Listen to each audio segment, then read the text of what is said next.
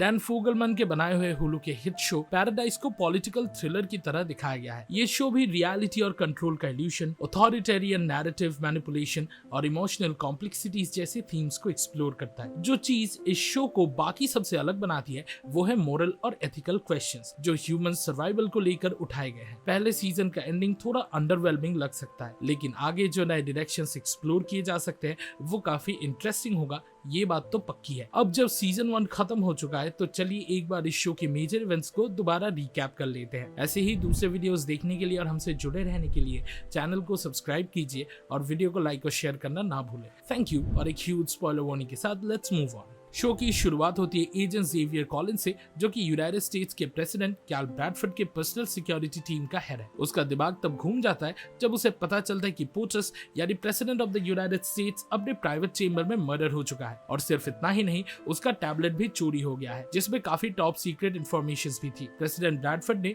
खुद अपनी security team के चीफ के रूप में कॉलिंस को चूज किया था अपने सेकंड टर्म के दौरान। दोनों का एक टाइम पे काफी अच्छा बॉन्ड था। ब्रैडफोर्ड का हंसी मजाक वाला और सरकास्टिक नेचर उसको काफी पॉपुलर लीडर बनाता था, लेकिन पिछले कुछ सालों में उनका रिश्ता बिगड़ चुका था, इस हद तक कि कॉलिंस कभी कभी ये सोचता था कि काश ब्रैडफोर्ड मर जाए और सिर्फ तभी उसे शांति मिलेगी। और इसी वजह से पूरा पैराडाइज यूनिवर्स एक अजीब सिचुएशन में फंसा है। कई साल पहले एजेंट कॉलिंस ने एक कातिल की गोली अपने ऊपर ले ली थी, सिर्फ इसलिए ताकि प्रेसिडेंट ब्रैडफोर्ड की जान बच सके। इसके बदले में ब्रैडफोर्ड ने शुक्रिया अदा करने के तौर पे उसको एक बड़ी सीक्रेट चीज बता दी, वेसेलिस प्रोटोकॉल। ये एक खतरनाक इमरजेंसी में बच के निकलने का प्लान था जो सिर्फ प्रेसिडेंट के लिए नहीं बल्कि कुछ एलीट लोगों के लिए भी बनाया गया था। सच्चाई ये थी कि वेसेलिस प्रोटोकॉल असल में सिर्फ अमेरिका के सबसे अमीर 1% लोगों के लिए था। वो लोग जो पैराडाइज नाम के एक सीक्रेट अंडरग्राउंड सेफ जोन को फंड कर रहे थे ताकि जब दुनिया बर्बाद हो जाए तो ये लोग किसी तरह बचे रहें। कोलोराडो के पहाड़ों के नीचे एक सेल्फ सस्टेनिंग टाउनशिप बनाई गई थी। ये दुनिया का सबसे बड़ा डोम था जो आर्टिफिशियल सनलाइट से भी लैस था, जिसमें सिर्फ 25,000 लोगों को जगह दी गई थी, जिसमें मोस्टली वही थे जो सिविलाइजेशन को रीस्टार्ट करने के लिए जरूरी स्किल्स और एक्सपर्टीज रखते थे। हमेशा की तरह ताकतवर लोग डिसाइड कर रहे थे कि कौन बचेगा और कौन नहीं। और जो वेसेलिस प्रोटोकॉल का नाम रखा गया था वो भी एक डार्क जोक जैसा था, क्योंकि वेसेलिस हमेशा से एरिस्टोक्रेटिक ऑप्रेशन और कंट्रोल का एक सिंबल रहा है। ब्रैडफोर्ड ने कॉलिंस से वादा किया था कि उसकी फैमिली भी इस नए युग के नोआ के नाव में जगह पाएगी। उसकी साइंटिस्ट बीबी डॉक्टर टेरी रॉजर्स कॉलिंस और उनके बच्चे प्रेस्ली और जेम्स। लेकिन 3 साल पहले एक तबाही मचाने वाला सुपर वॉल्केनिक एक्सप्लोजन हुआ एंटार्क्टिका में, जिसकी वजह से एक भयानक सुनामी आके पूरे दक्षिण गोलार्ध को निगल गया। बचने के लिए रशिया और चाइना जैसे सुपर पावर्स ने एक दूसरे पे परमाणु बम गिराने शुरू कर दिए। इस क्राइसिस में वेसेलिस प्रोटोकॉल एक्टिवेट कर दिया गया और ब्रैडफोर्ड को डिसाइड करना था कि किसको जिंदा रहने का मौका मिलेगा और किसको नहीं। कॉलिंस और उसके बच्चे तो बच गए, लेकिन उसकी बीवी टेरी जो अटलांटा में काम के सिलसिले में गई थी उसको छोड़ दिया गया। कॉलिंस को लगा कि ब्रैडफोर्ड ने उसको धोखा दिया था,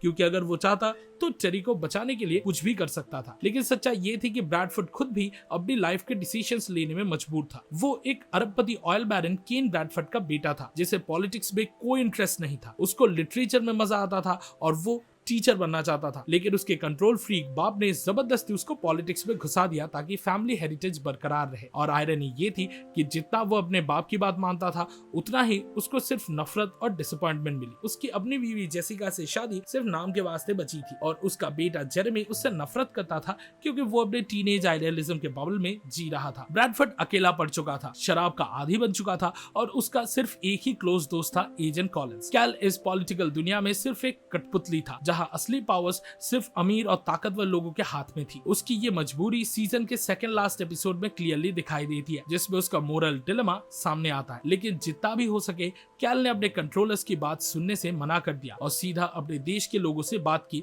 ताकि उन्हें सच बता सके, ताकि वो अपने आखिरी पल अपनों के साथ बिता सके। लेकिन धीरे धीरे ये क्लियर होता है कि एक स्पेशल ब्लू कोड का इस्तेमाल करके जो क्यूबन मिसाइल क्राइसिस के टाइम एक अमेरिकन जनरल ने बनाया था ताकि कोई भी दुनिया को परमाणु बम से कंट्रोल ना कर सके, कैल ने एक ईएमपी ब्लास्ट करवा के दुनिया के सारे इलेक्ट्रॉनिक शटडाउन कर दिए। जैसे ही वो बंकर में घुसने वाला था, ठीक उससे पहले इस एक्शन ने किसी भी देश यहाँ तक कि यूएसए को भी उनके न्यूक्लियर वेपन्स इस्तेमाल करने से रोक दिया और जो मिसाइल्स ऑलरेडी लॉन्च हो चुकी थी उन्हें भी रुकवा दिया गया, जिससे सरफेस पर बचे रहे लोगों को सर्वाइव करने का एक चांस मिला। प्रेसिडेंट ब्रैडफोर्ड का दिल सही जगह पर था, पर अफसोस उसे ये बात प्रूव करने का ज्यादा मौका नहीं मिला। आज के टाइम में एजेंट कॉलिंस को कैल का सिगरेट केस मिलता है जिसमें एक लाल क्रॉस मार्क बना होता है और एक सिगरेट पे एक स्पेशल कोड लिखा होता है। कॉलिंस हर उस बंदे पे डाउट कर रहा है जो ब्रैडफोर्ड के आसपास था, special agent slash chief of security निकल रॉबिन्सन जो उसके साथ अफेयर में थी, और समांथा सिनाट्रा रेडमंड जो दुनिया की सबसे अमीर औरत है और जो असली में इस पैराडाइज को कंट्रोल करती है। ये भी एक इंपॉर्टेंट बात है कि सिनाट्रा और एक अरबपतियों का ग्रुप जो इस सो कॉल्ड सेफ हेवन के डिसीजन मेकर्स है, उनके साथ साथ कैल का बाप कीन ब्रैडफोर्ड भी उन लोगों में था जिसे इस जगह के सीक्रेट डिटेल्स और पावर का पूरा एक्सेस था। लेकिन कॉलिंस खुद भी एक सस्पेक्ट बन जाता है क्योंकि उसका ब्रैडफोर्ड के साथ ग्रेजुअली बिगड़ता हुआ रिश्ता किसी से छुपा नहीं था, और एजेंट रॉबिन्सन उसका पॉलीग्राफ टेस्ट करने का फैसला लेती है ताकि सच का पता लगाया जा सके। डॉक्टर गैब्रिएला तुराबी एक साइकोलॉजिस्ट जो पहले समांथा को उसके बेटे की मौत का गम हैंडल करने में मदद कर रही थी, पहले प्रेसिडेंट ब्रैडफोर्ड और एजेंट कॉलिंस की भी काउंसलर रह चुकी थी, और अब वो कॉलिंस की मदद करती है ताकि वो पॉलीग्राफ टेस्ट में फेल ना हो। ये रिवील होता है कि डॉक्टर गैब्रिएला ही वो इंसान थी जो डिसाइड करती थी कि कौन कौन इस पैराडाइज में जाने लायक है उनके साइकोलॉजिकल प्रोफाइल के बेसिस पर। बेसिकली वो डोम के सोशल सिस्टम के आर्किटेक्ट थे। उसने स्पेशली एजेंट कॉलिंस को चुना था जब वो अपने बाप फ्रेड कॉलिंस के कॉम्प्लिकेटेड पास्ट के बारे में बात कर रहा था। फ्रेड एक टस्केगी एयरमैन का बेटा था, एक गर्व से भरा पायलट था, और अपने बेटे की सफलता देखकर उसे बहुत खुशी मिलती थी। एक कांस्टेंट रेसिज्म का सामना करने वाले व्यक्ति के रूप में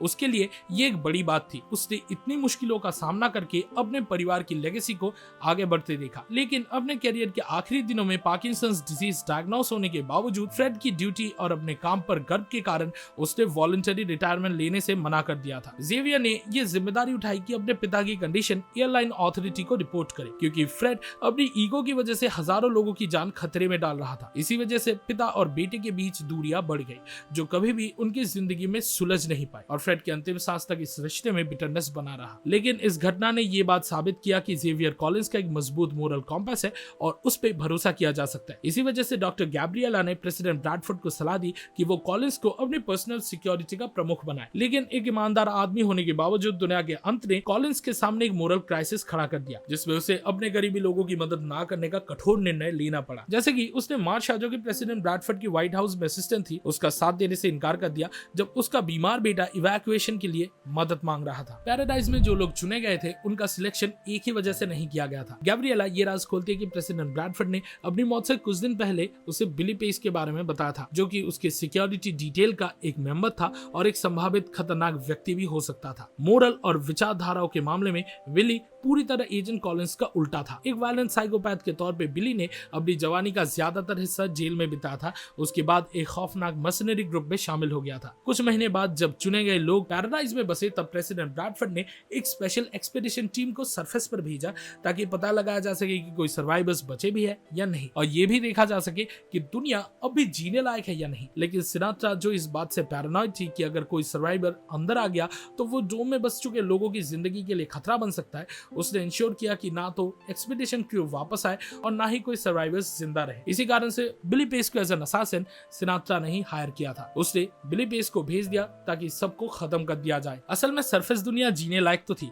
और कुछ पुराने शॉर्टवेव ट्रांसमिशन नेटवर्क्स के माध्यम से यह भी पता चला कि वहां सर्वाइवर्स रह रहे थे जो डोम के अंदर के लोगों से संपर्क करने की कोशिश कर रहे थे। ब्रैडफोर्ड ने अपने पिता के क्रेडेंशियल्स का इस्तेमाल करके अपने टैबलेट में ये सब साबित कर दिया था और कुछ दिन पहले ही उसने सिनाट्रा की इन घटनाओं की सारी डिटेल्स लिख ली थी और बाहर के सर्वाइवर्स की जानकारी भी इकट्ठा कर ली थी। ये सब कुछ उसने लाइब्रेरी में पीटर लॉफोर्ड की किताब the man who kept the secrets के अंदर छुपा दिया था। कॉलिंस के विपरीत जो अपनी पत्नी की मौत के बाद डोम टाउनशिप आने पर पूरी तरह टूट गया था, बिली के लिए ये एक दूसरा जीवन मिलने जैसा था क्योंकि उसकी जिंदगी यहाँ सरफेस दुनिया से कहीं बेहतर थी।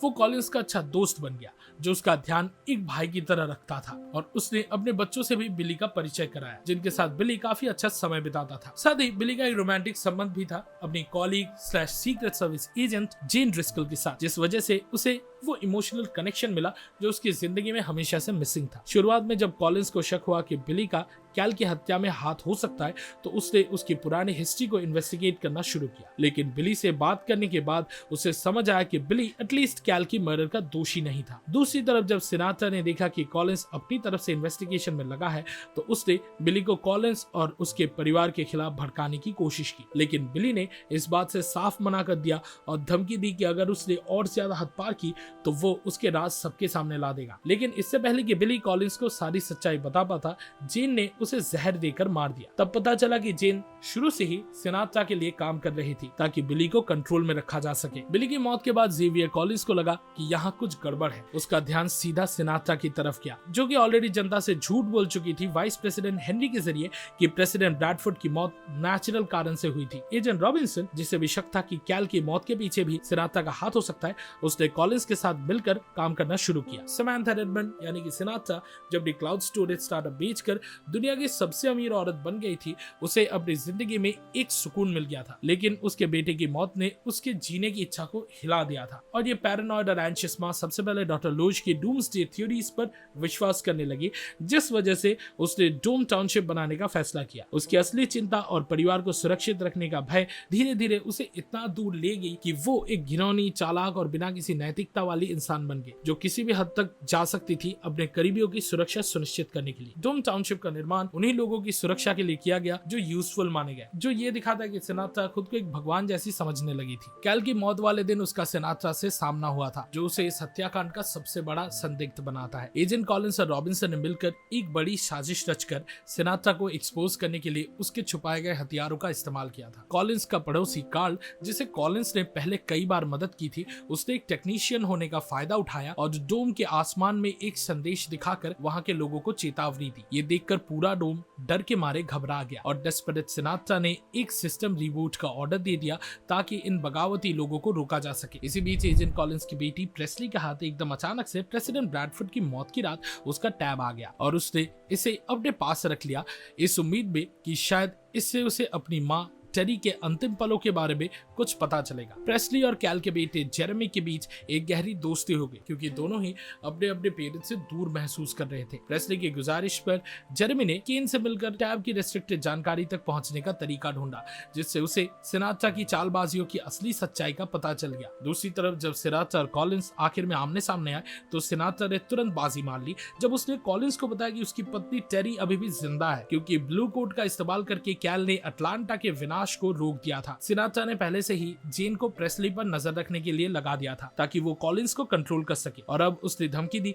कि अगर कॉलिंस सच्चाई का पीछा नहीं छोड़ेगा तो वो उसकी पत्नी और बेटी दोनों की जान ले लेगी। साथ ही उसने ये भी माना कि हाँ, बिली की मौत का जिम्मेदार वो है, लेकिन कैल की हालत के पीछे उसका कोई हाथ नहीं है। हर तरफ से घिर चुका कॉलिंस नए नजरिए से सच्चाई को ढूंढने की कोशिश करता है, और जैसे ही उसे कैल द्वारा छोड़ी गई सुरागों का पता चलता है, लाइब्रेरियन एली डेविस अपनी असली शक्ल दिखाता है, जो कि असल में कार्ल ब्रैडफोर्ड का असली कातिल था। सीरीज के अंतिम एपिसोड में उसके कैल के प्रति गुस्से और बदले की पूरी कहानी सामने आ जाती है। हकीकत में डूम टाउनशिप एक्सकेवेशन प्रोजेक्ट का मैनेजर ट्रेंट एक West African worker Abdul Rahman या एडम के काफी करीब दोस्त था। ट्रेंट ने प्रोजेक्ट के मुख्य आर्किटेक्ट एंडर्स से मिनरल पॉइजनिंग के बारे में शिकायत की थी, जो वर्कर्स के लिए जानलेवा स्थिति बन चुकी थी। इसके बदले ट्रेंट को प्रोजेक्ट से ही निकाल दिया गया, लेकिन ट्रेंट इतना होशियार था कि उसने अंदाजा लगा लिया था कि ये एक डूम्सडे वर्ल्ड बनाया जा रहा था सिर्फ अमीर लोगों के बचने के लिए, जबकि गरीब मजदूर जैसे अब्दुल और उसके साथियों की जान इसमें कुर्बान हो रही थी। पर दुनिया ने उसे कॉन्स्पिरेसी थियरिस्ट समझकर इग्नोर कर दिया और वो अपनी सच्चाई किसी को नहीं समझा पाया। जब उसे पूरा यकीन हो गया कि प्रेसिडेंट भी इस सब से जुड़ा है तो उसने कैल को मारने की कोशिश की, लेकिन आखिर में वो पकड़ा गया और किस्मत से डी-डे वाले दिन जब हर तरफ अफरा तफरी मची थी, वो कोलोराडो जेल से भाग निकला। अपनी जान बचाने के लिए उसने असली लाइब्रेरियन एली डेविस और उसकी पत्नी मैगी को मार डाला, जो कि उन चुने गए लोगों में से थे जिन्हें डोम के अंदर जीने का अधिकार मिला था। इन्हें मारकर ट्रेंट ने फिर एक दूसरी बदनसीब औरत के साथ टाउनशिप में छुपकर घुस गया, जो जीने की उम्मीद छोड़ चुकी थी, लेकिन ट्रेंट की वजह से उस इंसान को दूसरा मौका मिला और उसने मैगी डेविस की पहचान अपना ली। ट्रेंट टाउनशिप की जिंदगी से संतुष्ट हो चुका था और अपनी सच्चाई को दुनिया के सामने लाने की ड्राइव को लगभग भूल ही गया था, जब तक कि ना प्रेसिडेंट ब्रैडफोर्ड दोबारा उसकी जिंदगी में लौट आया। ट्रेंट पूरा कंट्रोल खो चुका था और उसने ब्रैडफोर्ड का खून कर दिया। जब डीएनए मैचिंग की गई तो ये सामने आया कि कैल का कातिल कोई बाहरी था, जो कि चुने गए लोगों में से नहीं था। आज के वक्त में कॉलिंस को रॉबिन्सन बचा लेती है और दोनों मिलकर ट्रेंट को पकड़ने की कोशिश करते हैं। ट्रेंट चाह रहा था कि वो प्रेसिडेंट कैल द्वारा छोड़ी गई लिखित सच्चाई को दुनिया के सामने ले आए, लेकिन एक बेहाल ट्रेंट ने तय किया कि वो खुद अपनी जान ले लेगा, क्योंकि वो शक्तिशाली लोगों का कैदी बनकर जीना नहीं चाहता था। उसके नजर में ये एक ऐसे गुनहगारों का पैराडाइज था जिन्होंने दुनिया के लोगों को ठुकरा दिया और खुद भगवान बनने की कोशिश की, ये तय करने वाले कि कौन जीने लायक है और कौन नहीं। कॉलिंस तुरंत सिनाट्रा के पास जाकर कातिल की असली पहचान और छुपी हुई जानकारी उसके सामने रखता है, लेकिन वहां पहुंचने पर उसे पता चलता है कि सिनाट्रा ने प्रेस्ली को मरवा दिया था। गुस्से से भर चुका कॉलिंस सिनाट्रा पर बंदूक तान देता है। तभी एजेंट जेन आती है और एक गोली चलाकर सिनाट्रा को डिफेंसलेस कर देती है। उसके साथ ये राज खुलता है कि प्रेस्ली जिंदा है और सुरक्षित भी। असल में मानसिक रूप से डिस्टर्ब एजेंट जेन सिनाट्रा के खिलाफ तब हो गई थी जब सिनाट्रा ने उसकी मानसिक स्थिति का मजाक उड़ाया था, लेकिन जेन का असली रोल अब भी एक रहस्य बना रहता है क्योंकि कॉलिंस उसके इरादों से अनजान है। सिनाट्रा जिंदा तो है लेकिन घायल है और अपनी चोटों से उभर रही है, जबकि एजेंट जेन अब आजाद घूम रही है और अपनी ताकत दिखाने में लगी है। दूसरी तरफ जेरेमी को एक मिक्सटेप मिलता है जो उसके पिता कैल ने उसके लिए छोड़ा था। अपने पिता के अंतिम शब्दों से तसल्ली पाकर वो प्रेरित होता है कि सच्चाई को डोम में रहने वाले लोगों तक पहुंचाए ताकि वो एक बेहतर भविष्य की तरफ कदम बढ़ा सके। कॉलिंस सच्चाई को सबके सामने लाने को लेकर थोड़ा हेजिटेंट फील करता है। तभी एजेंट रॉबिन्सन उसे याद दिलाती है कि ट्रेंट की कुर्बानी बेकार नहीं जानी चाहिए। पहले सीजन के अंतिम पलों में एक दृढ़ निश्चय कॉलिंस फैसला करता है कि वो अपने पति टेरी की तलाश में सरफेस वर्ल्ड की तरफ सफर करेगा। वो एक प्लेन को लेकर उड़ान भरता है अपने पिता और दादाजी द्वारा छोड़ी गई एयरमैन की विरासत को अपनाते हुए, और यहीं पे सीजन 1 खत्म होता है। आगे क्या होता है ये जानने के लिए हमें सीजन 2 का इंतजार करना पड़ेगा जो कि स्टूडियो ने ऑलरेडी ग्रीन लीड कर दिया है। हे इस वीडियो को देखने के लिए शुक्रिया। पैराडाइज देखने का आपके एक्सपीरियंस के बारे में कमेंट सेक्शन में जरूर शेयर करें। सिनेमा सीरीज के वीकली डोज के लिए लाइक बटन दबाएं और हमारे चैनल को सब्सक्राइब करें। अगले वीडियो में मिलता है और फिलहाल के लिए signing off, goodbye and I will be back.